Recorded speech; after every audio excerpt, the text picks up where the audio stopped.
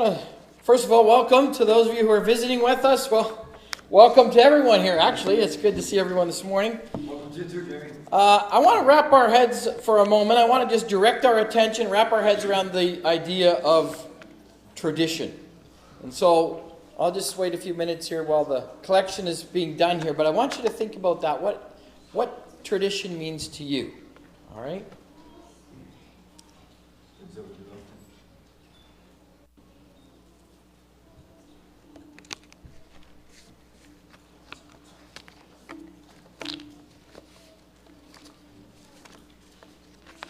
Well, for many of us, tradition is something that we do maybe generation to generation, week to week, maybe something you do year to year. It's something that you pass down, you pass along, that you're teaching to maybe your children or your relatives or something that you're teaching. And we have different traditions based around different things. So there might be personal traditions, there might be holiday traditions, there might be seasonal traditions. Think about it for a moment. Maybe you have a tradition of, maybe you go out to visit the grave of a loved one every year, and you do this is something you do as a family. Maybe in the spring, every spring, you have a tradition of going to the cottage. And as a family, that's your cleaning, that's your spring cleaning and opening up of the cottage, and you have a time for some games and fellowship, or maybe get the boat out. Maybe you have a tradition of watching a movie. Maybe it's a movie that you watch once a year. It's the same movie, but you have this family tradition. So these are some family or personal traditions. Maybe you have a tradition around seasonal things. Or let's say holidays. There's specific holidays. So maybe you have a tradition at Christmas time, going and finding a tree, or maybe it's in the fall, you go to a pumpkin farm and you get a pumpkin and make some pumpkin pie, or maybe you have a tradition in the spring of going and getting, doing some strawberries, maybe go strawberry picking with the family. And that's something you do every year. There's a number of things we do, whether it's meals or conventions or some of these other things that I talked about. And yeah, we do them, and sometimes we just do them and they're more of an obligation. Sometimes we do these things and we're like, you know what? I can't even remember why we're doing this. You know, maybe it's your tradition to go strawberry picking and you make a strawberry pie every year and strawberry rhubarb. And every year you give a strawberry rhubarb pie to your preacher. And not Jose, you know? And then one year you're like, why am I doing this? The preacher looks like he doesn't need any more pie, right? So now you have to change that tradition. Okay, so when you're doing something, sometimes you just do it mindlessly and you realize, this needs to be changed. Maybe the reason you did it maybe doesn't work anymore. Maybe you had a specific date that you met on and now maybe some people aren't around, or maybe you have to change the date. And so you can do traditions, maybe they have to change though. And maybe you're just doing a tradition and you know it needs to change and nobody knows why you're doing it. It doesn't make sense, but you just feel like you have to do it. You're obligated, right? And so it's like, when is this going to ever change? And nobody wants to be the one to suggest that you change that tradition. Well, when we talk about traditions and we talk about change, it's not always easy when you think about some of the traditions that need to be changed. Maybe there's a story, some of you maybe have heard this story. There's a newlywed couple, and they're cooking their Christmas dinner for their Thanksgiving meal for their family. And as they're cooking, the wife cuts the ends off the ham and puts it on the pan to put it in the oven. And the husband says, why do you cut the ends off? And she said, that's just what Mom did. All right, so they eat the meal later on, and they remember, oh, Mom, why do you cut the ends off the ham? Well, that's just what Grandma did. Oh, what? Got on the phone, Grandma, why do you cut the ends off the ham? Well, that's because the pan never fit the ham, so I had to cut the ham to fit in the pan. Right? So here's a tradition that's getting passed on generation to generation. No one knew why, and it doesn't make sense, but that's just what we're taught. And so for many of us, unfortunately, sometimes tradition means, even when it comes to religious things, going to church. Well, that's just what we do. And it can be empty. And we don't know why we're doing it or what we're doing, but we just happen to do the things we do because we were taught that. And someone told us that it was the right thing to do. And we never really thought it through or looked into it ourselves. Well, there are some things that became tradition because they're actually more than tradition. Some things became tradition because they were sacred. Some things are tradition because they're holidays and then the government says this is a holiday and our family does. But some things are put into practice by commands from God. And if God tells his people to do something, there's a reason for it. A good reason. And so in the Old Testament, when God was bringing his people out of Egypt, he was beginning their own calendar, giving them their own laws, giving them their own land. They were becoming a nation. And God gave them some traditions. Now, they weren't little traditions like this, and they were more than tradition. They were sacred, and we'll talk about that later. But there were things they had to do. For example, once a week, you had Shabbat, you had Sabbath, a day of rest. Because God rested in his creation, and rest is good for you. We seem to forget about that in our culture today and many other times in history. God gave them a day of rest, that it's good for them. God also gave them feast holidays, festivals, feasts. You had the Feast of Tabernacles, the tents, because you tented in the wilderness. Don't forget. So once a year you would have this feast where you go and you dwell in tents, or the Feast of First Fruits, or Passover, which is connected to the unleavened bread, Feast of Unleavened Bread and Passover. Sometimes there's holy days, like a Day of Atonement, a special day that God had commanded for them to observe. And so there are a number of different things God put into place, and actually, some of the things we did, God honored.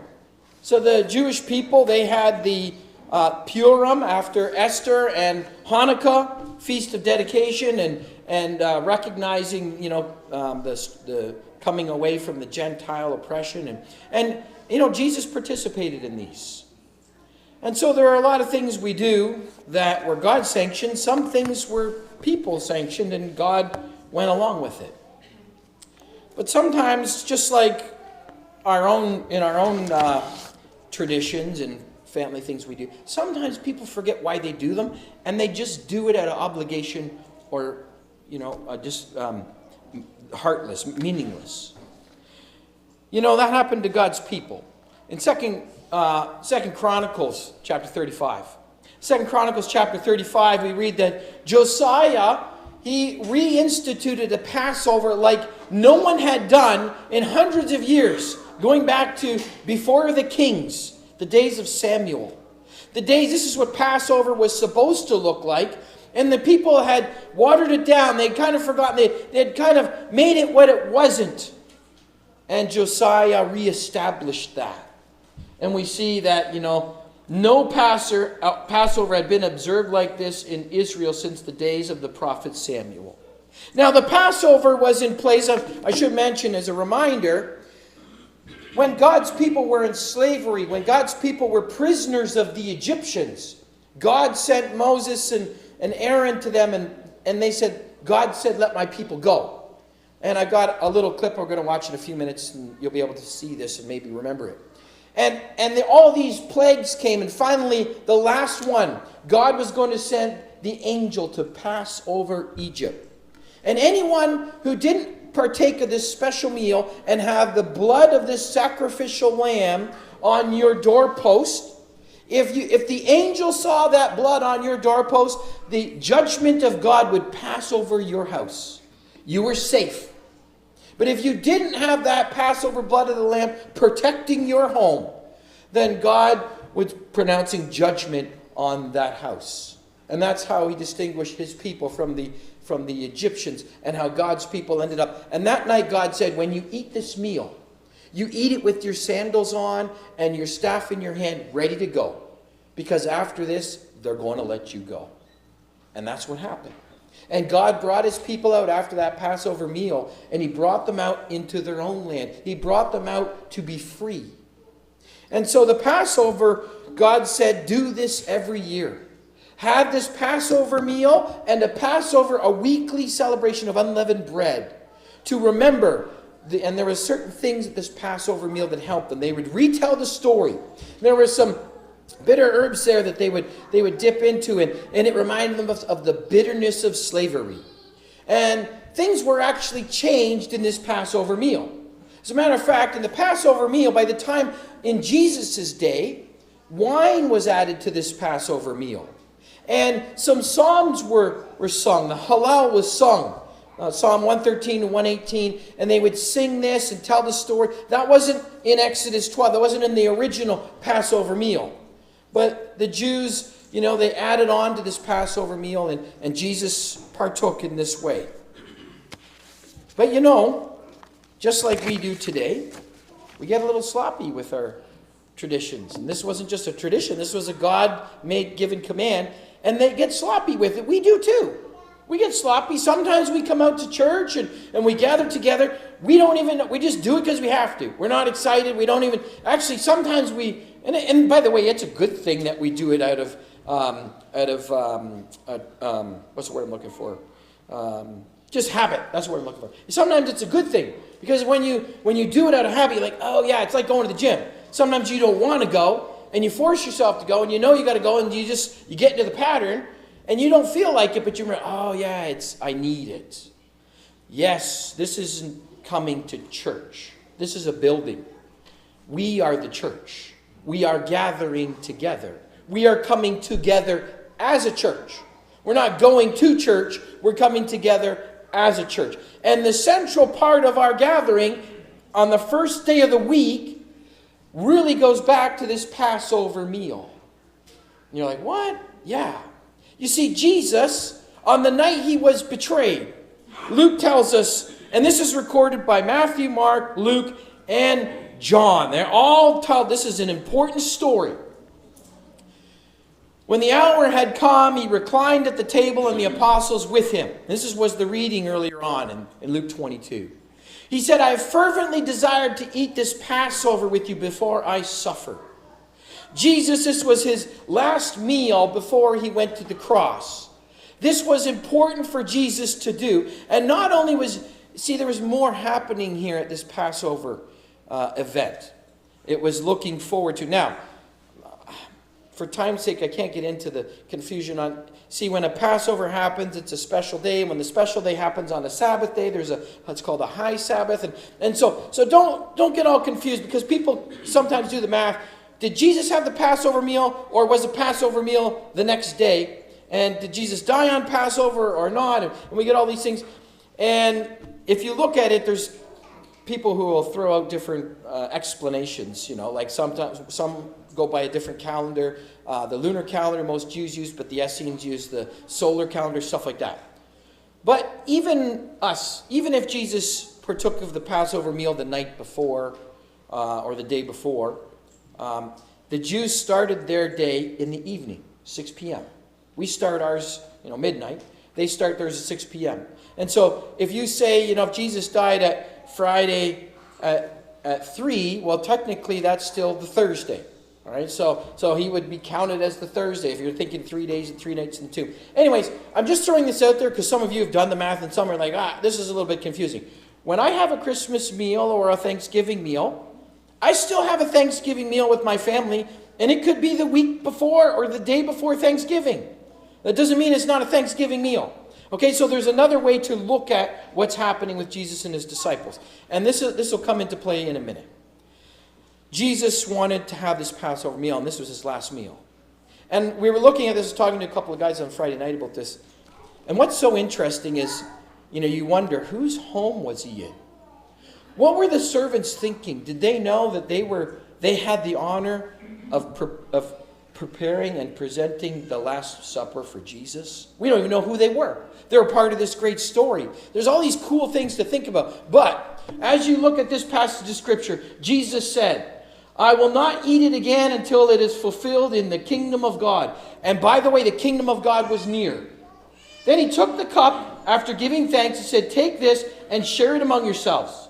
For I tell you, from now on, I will not drink of the fruit of the vine until the kingdom comes. We just did that just before I got up here. We had the fruit of the vine, grape juice. Now, we do it differently, right? Bear with me on how we do it. But Jesus took the wine at the meal. There was 4 cups that they did. And after each cup, it reminded them of something. And Luke talks about 2 of them. So people think this 4-cup part of the meal came in right around this time, because this is the record we have. And then it says, and he took the bread and he gave thanks and he broke it and he gave it to them and said, "This is my body which is given for you. Do this in remembrance of me." In the same way, he also took the cup after supper. See, there's a different cup. After supper. And he said, "This cup is the new covenant in my blood, which is poured out for you." We often wonder, and we come together, we gather together for our weekly gathering. And we sometimes wonder, what are we doing here? The central purpose of our weekly gathering is what Jesus told us to do. Do this in remembrance of me. The early church, it seems, and even in the book of Acts, we try and piece together how they did it, how often they did it. And it seems like the early church met every first day of the week. The church started on the first day of the week. The first day of the week is the day Jesus rose from the dead. And the first day of the week is when we're told in Acts 20 verse 7 that Paul waited a whole week, it seems, to meet with the church twice. But they met together to break bread, which implies the Lord's Supper. As a matter of fact, there are even those who wrote about the Lord's Supper, and non-Christians that write that the Christians got up early on the first day, on a certain day of the week, which was the first day of the week, and they had a meal together. Now, the Lord's Supper was a part of a meal at that time. It was a part of a feast, a love feast it was called, agape meal. And a lot of records show they had this agape meal, and then the Lord's Supper was called attention to, like a potluck. And it's hard to compare, and how would we do that today if we wanted to have Lord's Supper in the middle of a potluck meal? Well, we can hardly fit in as it is without a table in front of you. So you think about that. But the early Christians, when the church was first starting, they were thinking of community. Jesus was bringing them together for community. The Passover was a communal event. All the people of God were to meet together and remember the Passover. The early church, I'm not going to study this too much. If you're here Wednesday night, we talked about this. And the early church, we talk about the things that we get wrong. They messed up. In Corinth, at least. They messed up this love feast. And some of them were not waiting for others to arrive. You know what? I'm hungry. They didn't come. We said we'd meet at this time. They didn't show up. We're starting. And so some went hungry. And others, they just, you know what? There's extra here. So-and-so didn't show up. I'll eat it all. And they weren't thinking of what it was meant for. Community. And those who didn't have much, you're looking at the agape feast. The love feast was there to help those who didn't have as much. Those who had a lot shared. Those who didn't have much came. And then they called attention to the Lord's Supper. So Paul said, on the night when Jesus was betrayed, he took the bread and he broke it. He said, "This is my body, which is for you. Do this in remembrance of me." In the same way, after the supper, he took the cup. He says, "This is the covenant, the agreement in my blood. Do this as often as you drink it in remembrance of me." The thing Jesus commands us to do, when we gather together on the first day of the week, Jesus asks us to do this. And do you know, this became the number one thing that churches for 2,000 years fought about. What's happening during it? How are you supposed to do it? And we got it all wrong. And the meal, since it was being done so wrong, they said, you know what? We're not even going to do the meal anymore. A couple hundred years later, they outlawed the meal as a part of the Lord's Supper. And the Lord's Supper became these 2 little emblems, and it became something that all of a sudden you find yourself doing and you don't even know why. And you find yourself saying, oh man, I got to pick up a Lord's Supper. I'm going to go to church and pick up my communion cup, and then I'll watch church online. That's not the way that God designed this meal. This is a community. And we are reminded of who we are and what Jesus did for us. Jude 12 also talks about the love feasts that they had. Jude, the half-brother of Jesus. Okay.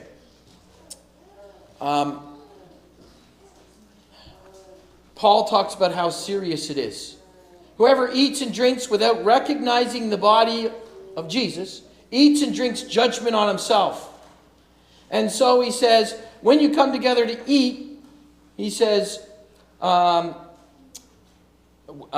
one another. Remember that this is a gather, so that when you gather together, you will not come under judgment. And we are to examine ourselves when we do it. Let a person examine himself in this way. Let him eat the bread and drink from the cup. Remembering who we are, remembering what Jesus did. And the very fact that we do this is a sermon to the world. Paul says we proclaim the Lord's death, burial, and resurrection until he comes by what we do. It preaches a sermon. The early community, they used to think, what are they doing behind closed doors Sunday morning? They're eating body and drinking blood? Cannibalism! And so one of them looked into this, and this Pliny the Younger was a governor and like a lawyer, and this is what he wrote to the emperor. He said, he looked into it. He said, these Christians, they meet on a certain day before light. When they're gathered, they sing hymns to Christ as a God, and they bind themselves by oath, not to crimes. And he says, rather, they pledge not to commit crimes, such as fraud, theft, adultery, and they share a meal of ordinary and innocent food. This is not cannibalism. They're just sharing a meal. This is ordinary stuff. And he was impressed on what they teach one another, to live good, godly, helpful lives for the world around you. And the emperor basically said, well, that's good, as long as they're willing to respect me. And well, he challenged a little more than that. Okay, for time's sake, I want to speed this up. I just want to say this. This is not just a tradition. Tradition is something you do that can be empty. This meal, the presence of Christ is here with us. Where two or three are gathered. Jesus is present, and this is where people have wrestled. Is he in the blood? Is it his DNA? Does it become it? There's this big question of what happens. Where is Jesus in this meal? He is very much present at this meal. He's not just present at the meal, he's present every day of our lives. And this meal is a reminder of his presence and what he did for us. What he is doing for us, leading us. Do you know that Jesus, at the Passover meal, you were to have a lamb? You don't just take the lamb that's already dying. Oh, that guy's going to die next week. I'll give that one to God. Okay, Lord, here's your sacrifice. That is not a sacrifice. That's giving God your garbage. And by the way, this is a whole other sermon, when we often help other people, we give them our garbage and our leftovers, right? And sometimes we need to sacrifice to help others. Jesus sacrificed for us. He was our sacrificial lamb. He came into Jerusalem when the lambs were brought in. He died on the cross the same time that the lambs were slaughtered, at twilight, between 3 and 6. No bones were to be broken on that lamb. Jesus did not have any bones broken. And that was a common way of crucifixion. When you didn't die and they needed you to die quickly because they had to take the bodies down, as in what happened with Jesus in the Passover. So what happened? You hang there, you can't breathe, but you push yourself up with your feet. So if they break your legs, now you just hang and suffocate. You're done. Jesus was already dead. They didn't have to break his legs like they did the other two criminals. No bones were broken. He died at the same time. He came into the city when all the lambs are being brought into Jerusalem. And he told us to do this. He took this meal and he worked with it. He became a part of it. This is now the blood of the covenant. So when we drink of this blood and eat of this bread, we are reminded of the agreement we made with God. The agreement that we would follow him into eternity. If we are faithful now, he will lead us into eternity. Now, I have a 2-minute video. I know we're 2 minutes past, so I will just graciously ask you, if you have to go, no problem. You can go. I know some of you have to, but if you can graciously watch this video, and then I'll have just a few more words to finish up. But let's see if we can play this video here. This is the Bible Project, and it kind of shows what God's doing. Especially if you're new and you don't know much about the Bible, this will help. This isn't normally what we do at sermons, but that's okay. My job's not here to bring you to tears and move you. I want us all to remember and know what God's trying to teach us, and this will help. So let's see if we can play this video. The Exodus. You might know this story. Moses confronts Pharaoh, there's all these plagues, and God rescues the Israelites out of Egypt. Sure, but there's more to it. The way out of slavery is only the first part of a bigger pattern. Next comes the way through the wilderness, and then the way in as they reach the promised land. Together, these three parts form a story about the Exodus way. Okay, let's check it out. So, first is the way out of slavery. Right, that's the part everyone knows. Pharaoh is a harsh slave master, grinding the Israelites into the dust of death. So God sends Moses to confront Pharaoh to let the people go. And as they leave, they come to what seems like an impossible barrier, a flood of waters that are blocking them in. This looks like the end of the road. It does. But the way out of slavery often means going through what looks like death. But actually, God makes it into a path to life. But they aren't home yet. On the other side of the waters is the wilderness. A harsh and dangerous wasteland. And that brings us to the second part of the pattern. God leads them on the way through the wilderness. He provides for Israel's needs. Although, not in the way or timing they would prefer. Totally. The wilderness is where they have to learn to trust God, to live by His word and daily bread, even when things feel impossible and hopeless. And so this leaves the way in. Yes, the way into the promised land, full of goodness, where they can live as free people and spread God's blessing throughout the world. Okay, I see the three parts. The way out, through, and in. But we're not done yet. When Israel gets into the land, this Exodus pattern begins all over again, like a melody on repeat. What do you mean? Well, they constantly find themselves facing new threats of violence and oppression. And to confront these new Pharaoh-like enemies, God raises up new Moses-like leaders to rescue the people and lead them out of slavery and into freedom again. There are also stories of these leaders having their trust in God put to the test in dangerous situations, sometimes in an actual wilderness. And usually, when these crises resolve, God brings about a time of peace and abundance in the land. So this Exodus pattern of the way out, through, and in, it's woven throughout all of Israel's story. Yes, but things turn tragic.